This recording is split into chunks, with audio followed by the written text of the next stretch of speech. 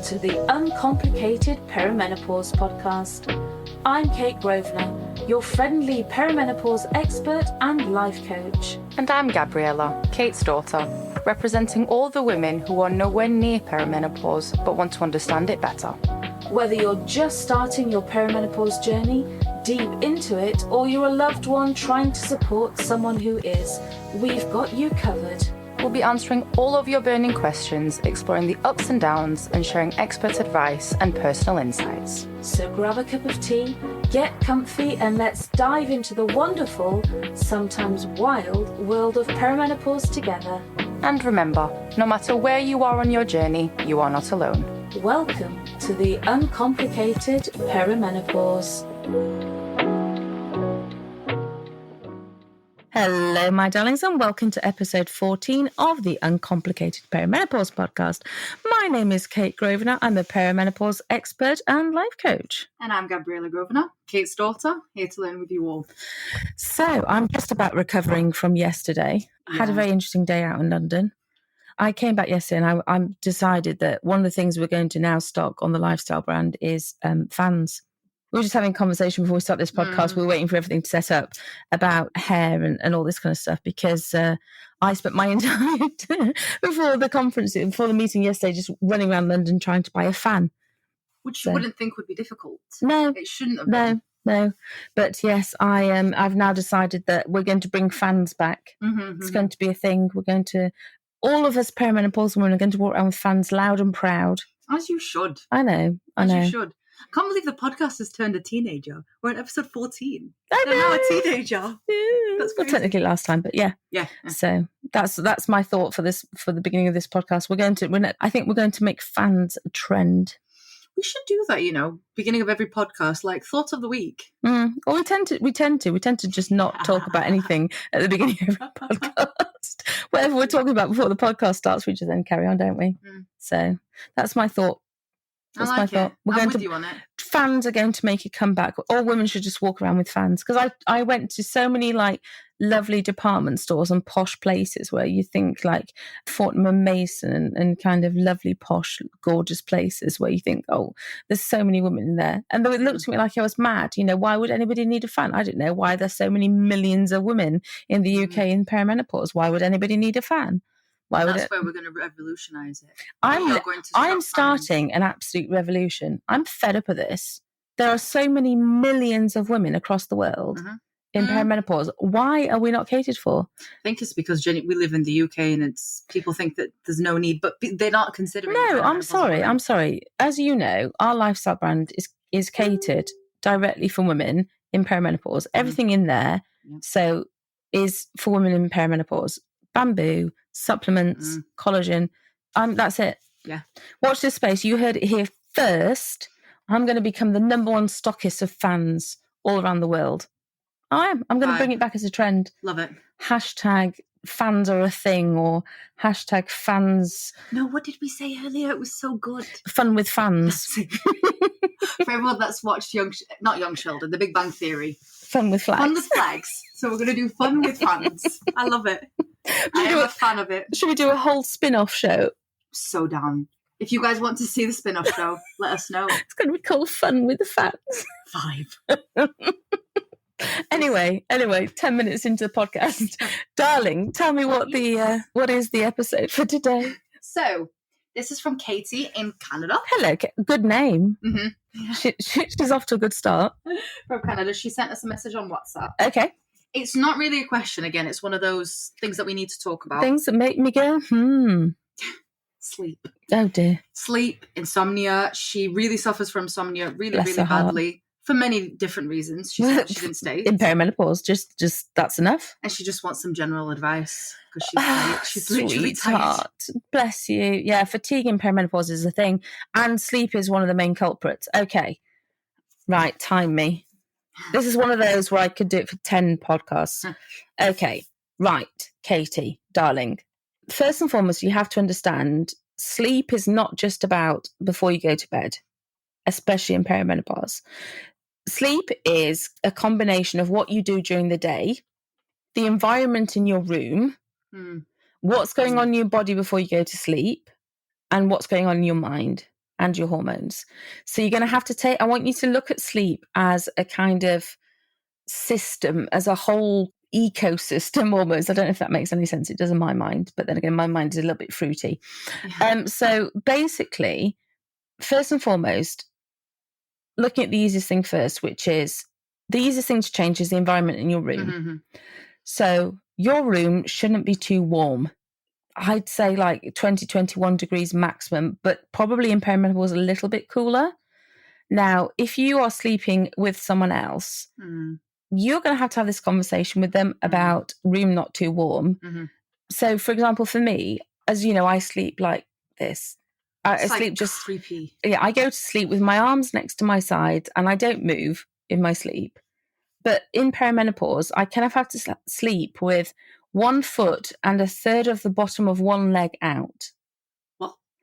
Right. So temperature control in perimenopause is the thing. 1 foot out of the blanket. So 1 foot out of the blanket and the kind of 1/3 of, so probably like half of the bottom of one leg out. Best way to sleep. Is about right for temperature control. I think I do the same, actually. So when it comes to discussion, again, it's that open communication with somebody, like saying the room doesn't need to be too warm. Yeah. You know, if they need to adjust their bedding and their clothing, it might be a thing if you share a double bed or you share a king size bed or something, to at this point, just for the immediate future, actually have 2 separate sets of bedding on one bed and then cover them with a big duvet. So, for example, if you are going to need lots of layers, which is quite good in perimenopause, for that person to have their bedding and for you to have your bedding and then cover it over with like a big comforter to look nice, but for you to have separate bedding, because you do need to have your temperature control really needs to be good, because one of the things that will wake you up the easiest is lack of temperature regulation. Yeah, okay. Because you can have a hot flash like that at night time. So it's really, really important that you regulate your temperature, and that whoever you sleep in bed with, whether it's a child or a partner or a dog or a cat, kind of your temperature regulation comes first. How do you regulate your temperature when you sleep? Well, because you have a fan. I have a whole paraphernalia of self-orientated equipment. So, that sounded really naughty. Don't mean it in that way at all. I have a fan next to my bed. That I have 2 fans next to my bed. I have a fan for my face, the Dyson. Oh, okay. And I have a fan for my body. I know that one, yeah. And then I have a little radiator, an oil-filled radiator for winter. So I have 2 lots of different heat regulations. And then I have bamboo bedding and I have layers of bedding. And then I have my bamboo nightwear, which is a non-negotiable thing. So bamboo, as you know, is thermoregulating. So bamboo bedding and bamboo nightwear, if you struggle to sleep and stay asleep, if you wake up because you're hot or you wake up because you're cold. So the thing is, if you sweat in your sleep and then it wakes you up because you're cold and wet, it's so uncomfortable. Yeah. And it's so miserable, because then you have to start changing yourself. You will wake up and you'll feel quite grumpy. Yeah. And that's going to keep you awake. So one of the secrets is to, whatever you have to do when, in the middle of the night, don't let it wake you up too badly. So getting up for a pee, for example, don't put big lights on. So get motion sensor lights. Yeah. You know, the motion sensor lights that you have for kids on night lights. Yeah. That's what you want in the bathroom. People like trying to go in the dark, going like this. Walking around, eyes closed, of course. Yeah. But get motion sensor night lights. That's cute. So that you can go to the bathroom with like the minimal light and then go back again. So you don't want to have massive lights on. And you want to have thermoregulating, like bamboo nightwear is the best nightwear. Yeah. It so is. No, it's just a thing of absolute glorious beauty. So I talked about it when Rowan and I went live actually the other day, because it is for perimenopausal women. It's great. Yes. But not just for those kind of women. Like I was talking about how I've struggled with sweating in general. In the past, I could be sat down, deodorant on, everything, and I'm sweating. It really helped someone like me at nighttime. I would get up really grumpy, having to change because I've sweat through everything and I'm asleep. So it really helps. Bless you, yeah. And Rowan was talking about it as well, wasn't she? Because she says, as she says, I've got to touch the tisms. Yeah, I like meaning it. she's autistic. So for her, it's a sensory issue. Yeah. So bamboo, because it's thermoregulating and because it's so soft, it helps her because anything that's polyester or shiny or scratchy or itchy, she can't wear. So, yeah, I mean, in terms of the lifestyle brand, for her, bamboo nightwear's been a godsend, but for perimenopausal women, it's brilliant. So, yeah, so temperature is the big one. Okay. So that's really, really important nighttime is the lighting in the room and the temperature in the room. Okay, so the lighting needs to be a warm light. I was going to say, is there a perfect lighting? Well, yeah, so you need to be able to have, next to your bed, you need to be able to have different stages of lighting. So in the UK, we have something called the big light. The big light's the light you have above your head. So turn the big light. Can you put the big light on? Can you pick the big light off? I don't know what you call it in other countries, but we have the big light. Okay. And then you have your side lights or your little lights or your bedside table lights. Yeah. Tell us in Canada. What do you call it in America or Australia or Canada or, but we call it the big light. So you've got the big light. Can you take the big light off? And then you've got, normal lights. So there's something that we call sleep hygiene, which I always think is a bit weird because it's like, what's sleep dirty? Yeah. Don't get that. When we talk about it in life coaching terms, we call it about sleep hygiene, but I like to call it a nighttime ritual. So when I was saying to Katie about it's not just what you do around bedtime, sleep rituals or nighttime rituals are really, really important. So it's thinking about the hour or two before bedtime. So when I come upstairs, and for example, I run a bath. Now we live in a house that's as old as the hills, as you know, and but it is so old, our house. But it takes about half an hour to run the bath. So if you lived in a house like that, and you knew it's going to take half an hour to run the bath, or however long it takes, it's a good idea to think about, okay, well, when I come out of the bath, is my cooling down time, is my winding down time.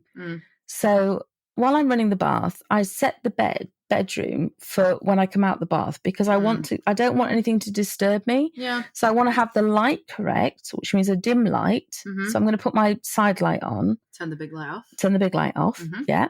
I want to have my bedroom tidy. Because I'm going to get disturbed. If I come into a bedroom and it's messy, it's going to disrupt my brain. Okay. I want to have, I have that thing next to my bed that like gurgles lovely lavender. Yeah.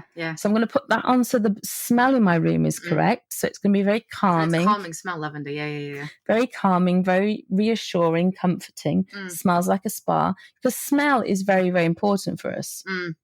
So smell is very important with memory. Smell is processed in your limbic system and it's processed through your olfactory nerve. Now, all your other senses are processed in a different part of your brain. The only one that's processed in the limbic system is your smell.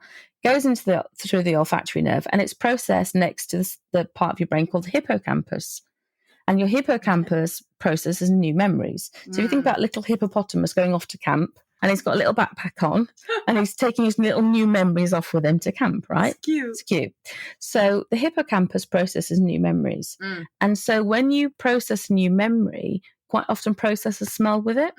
So if you think about the smell in the first house that we moved into in England, or you can immediately, straight away. Or if you think about even people like ex-boyfriends. Oh my God. If I remember what my ex-boyfriend used to smell like. Or what we wore at the time when we were dating. Right. And if you smell it, it takes you straight back in time. I remember wearing white musk perfume by the Body Shop when I was like 12 or 13. And if I smell like that now, it's like all the insecurities and the blue eyeshadow comes back. Do you know what I mean? So, I mean, it was 1984, but 1986. So it's like smell takes you straight back in time, like nothing else. So if you've ever been to a spa or you've ever been somewhere really relaxing, emulating that smell or replicating that smell will take you straight back to that relaxing, calming period. So creating like a signature sleep smell tells your brain, and now it's ready for rest. Now it's time to sleep, my love. Yeah. So you put the smell on, you get the lighting right, you get the temperature right, and your brain says, okay, that's why I call it a sleep ritual. Now it's ready for rest. Okay. You start running your bath, tidy up, make sure everything's clear. And then you do skin ritual. You know what I'm like? Hair. Never sleep with my makeup on. No. What is it? You age a week or something every time? Yeah. So every night that you sleep with makeup on, your skin ages 7 days. Gosh, we don't do that. Good piece of advice, actually. That's a good You've tip. never seen me sleep with makeup on. No. You get your pajamas ready or whatever you're going to. So you have the least stress, the least hassle. So you go and have your shower, your bath, whatever. You come in, your pajamas ready. Yeah. And then you go into bed. Now, ideally, you want no phone, no TV, no blue light, white light. Do you know what I mean? You're not going to let your brain wake up. What does it do, being on your phone? Because I hear a lot of people say, don't watch Yeah, TV. it stimulates your brain, you see. It wakes your brain back up again. Okay. Because your brain associates it with daylight. It associates it with being stimulated. So you don't want your brain to wake up. Okay. So ideally, you're going to let your brain relax, maybe read a book, maybe just meditate, anything like that. Yeah. So you create this nighttime ritual and your brain starts to understand, right now I'm ready for sleep. So that's nighttime ritual. Let's go back a bit further. Okay. Let's look at supplements. Okay. Now, 1 to 2 hours before bed, there are certain supplements that you can take that we know are going to be really, really good for you. Okay. Magnesium glycinate. Magnesium is great in terms of muscle tension because muscle tension can keep you awake. It can give you insomnia. So muscle tension, it can make your muscles really tense. It can give you muscle spasms. These are things that are going to keep you awake. Magnesium glycinate, out of all the magnesiums, there's so many different types of magnesiums. Magnesium taurate, magnesium glycinate, magnesium citrate, magnesium. There's so many different types. So either a magnesium complex, like a general magnesium, like the ones that we have in our new supplement range. That's a shocker. Spoiler alert. So I worked so hard not to spoil it the other day in the live. Oh, bless you. They're coming out next week anyway. Fine. So you're okay. You'll know about it sooner or later because they're all coming out next week. So spoiler. So like a complex magnesium or just a magnesium glycinate. So a complex that has magnesium, you'll either see it as biglycinate or glycinate in it, is the best one because that will give you, because glycinate, which is glycine, which is actually in the collagen as well, in our collagen, in the perimenopause collagen. Glycine is something that helps you aid sleep. So it helps you go to sleep and stay asleep. So glycine is really, really important. So magnesium is a really, really good supplement for women in perimenopause when it comes to sleep and just muscle tension in general. So I'd recommend that. Also, lion's mane. Now, lion's mane is great for concentration. It's great for brain health. But it also, if you take it 1 to 2 hours before bed, will help you go to sleep and stay asleep. Okay. How does it do both? It just does. It just does. And it's a weird one because it's like it's a fungus. It's a mushroom that grows on trees. And it grows, it's like white fungus. It just grows, but it grows in these like white strands on trees. That's what they call it, lion's mane. But it's very, very good. It's very, very good for your brain. And then there's other things that you can take. So you could have something like valerian. It's in a calm tea. You know, the calm teas that we have? Cool. So things like that. And then there's a new thing that's coming out that we're not allowed to talk about, but that new thing that's coming out that we're not allowed to talk about. No. That will be coming out in a few months' time. And there's different ideas that you can do, but something warm, something calming, some kind of drink, some kind of things like that. You do like your herbal teas before bed? Yeah. Herbal teas, warm drinks, always a good idea. Staying away from caffeine in the afternoons. So have your caffeine in the mornings.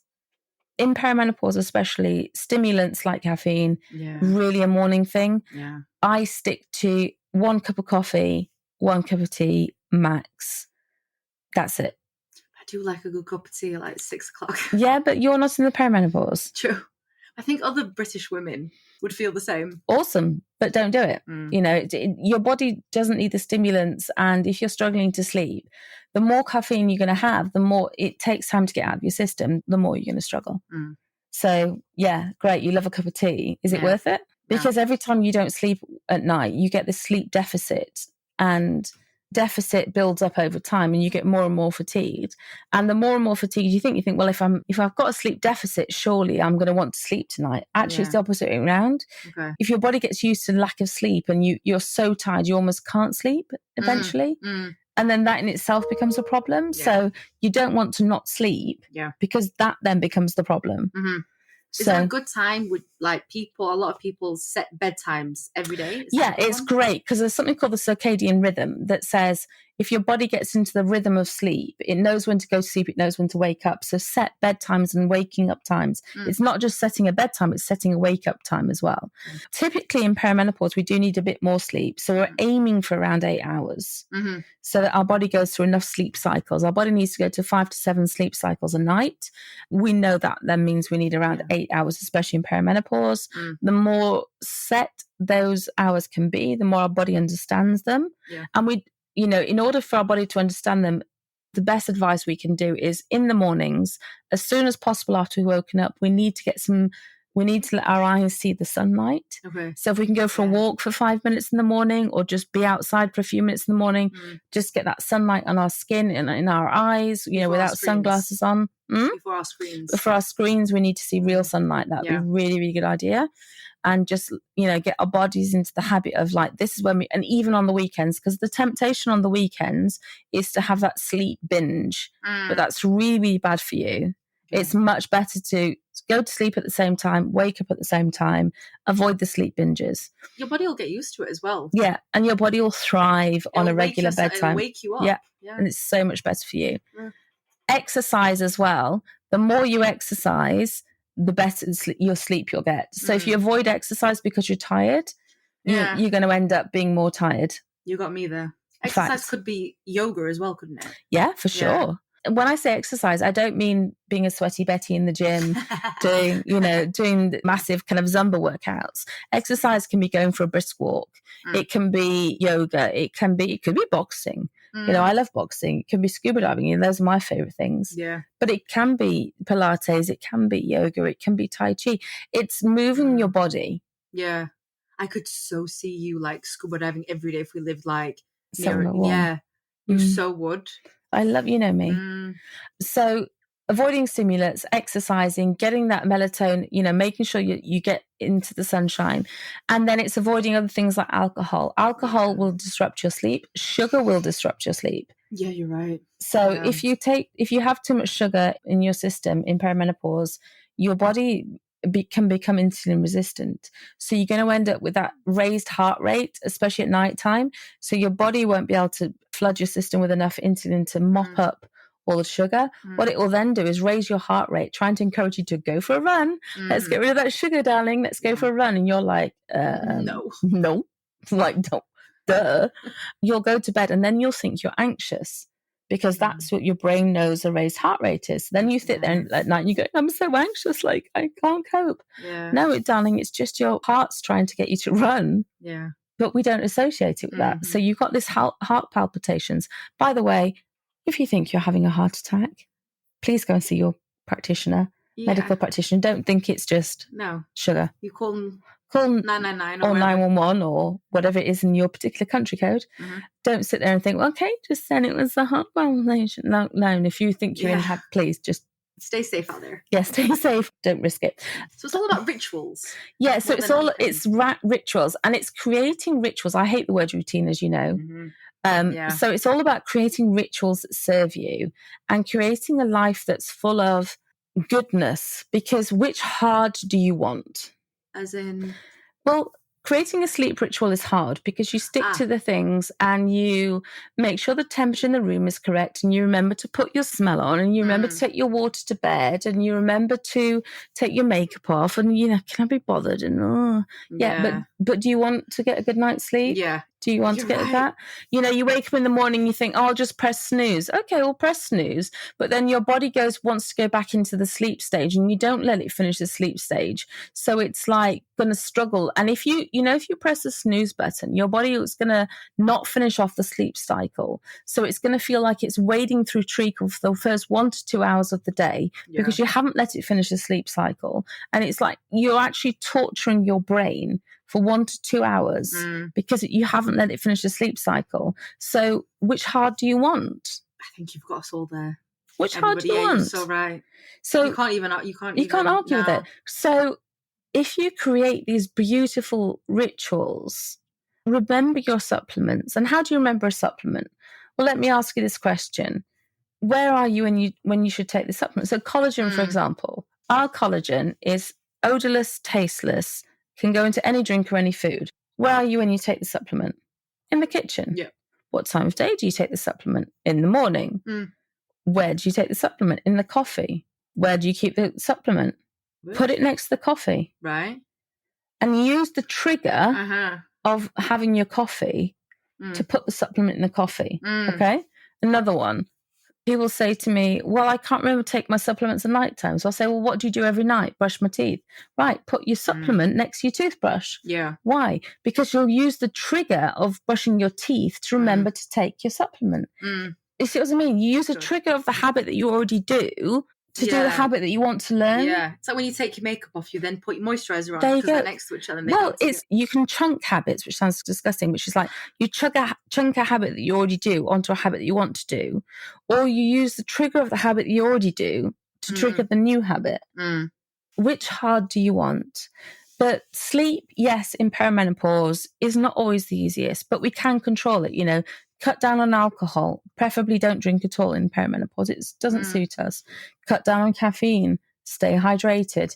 Take your supplements. Exercise. Create sleep rituals. Meditate. Keep as calm as you can. Bamboo bedding. Lifestyle. Bamboo nightwear. Nice smells in the room. Dim lighting. You know, I'm going to use that one, the smell one. Oh, it's That's a really, really good one. Yeah. Thing of beauty. And it's not easy in perimenopause. It really isn't. But there are things that you can do. And try, you know, meditating, try nice apps. And be willing to just keep trying new things. Keep calm. Remember, it does get better. And just talk kindly to yourself. Yeah. People do forget to do that. They do. And if you're really struggling, Katie's in Canada. Okay, darling. Rule number 1. Our perimenopause group is buzzing 24 hours a day. If you're asleep, it's daytime over here. Yeah. Just pop a message in the group and we'll get back to you. We're always around. Yeah. I promise you. As always, I hope that helps, my darling. Don't forget, we're always here to answer your questions, look after you. And as always, please speak kindly to yourselves. You can find us on WhatsApp or you can find us in our perimenopause group. It's Perimenopause with Kate Grosvenor. If you want to ask any questions, thank you as always for listening. And we will speak to you next week. Bye.